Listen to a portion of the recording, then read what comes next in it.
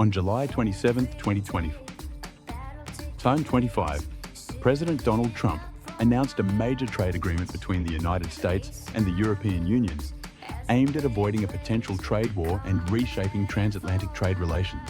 Under this agreement, the US will impose a 15% tariff on most European imports, including automobiles and consumer goods, which is a reduction from the initially threatened 30% tariff. In return, the European Union has committed to purchasing $750 billion worth of US energy products over the next 3 years. Additionally, European companies have pledged to invest $600 billion into the US economy, focusing on technology, infrastructure, and manufacturing sectors. The deal also includes a significant concession from the EU side, where tariffs on US-made automobiles will be lowered from 10% to 2.5%, facilitating smoother trade in the automotive industry. Economically, the announcement triggered a short-term boost in US stock markets, with indices like the S&P 500 and Nasdaq hitting new highs amid investor optimism. While many European leaders expressed relief that a full-scale trade war was averted, some criticized the deal as being unbalanced, raising concerns over its long-term effects on EU economic autonomy and competitiveness.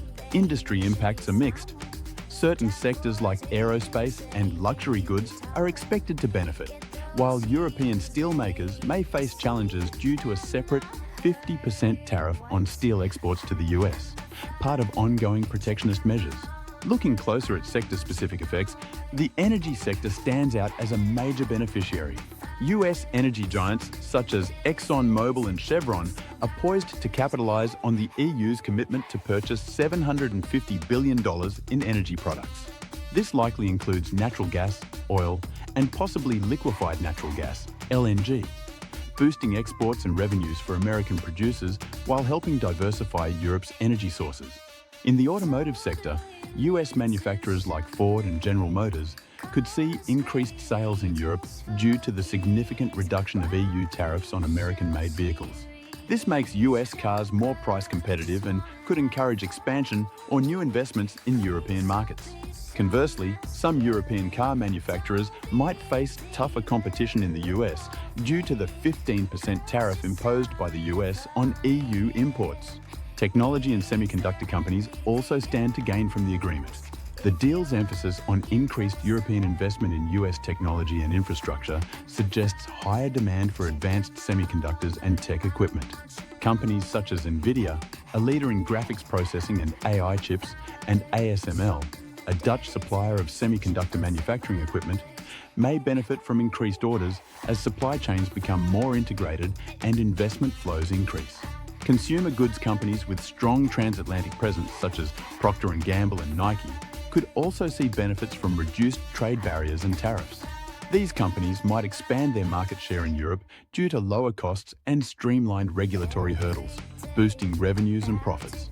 Finally, other sectors like aerospace and luxury goods are expected to benefit from smoother trade and tariff reductions, potentially expanding exports and business opportunities. However, the steel industry remains under pressure due to high tariffs and could face ongoing challenges. In summary, the recent US-EU trade agreement signed by President Trump marks a complex but strategically significant reshaping of trade between the two largest economies. Investors looking to capitalize on this deal should consider opportunities in energy, automotive, technology, consumer goods, and infrastructure-related sectors. Companies with strong cross-border operations or those positioned to benefit from increased transatlantic investment flows are particularly attractive in this new trade environment. If you found this breakdown of the recent US-EU trade agreement helpful, don't forget to like this video and subscribe to the channel for more in-depth market analysis and investment insights.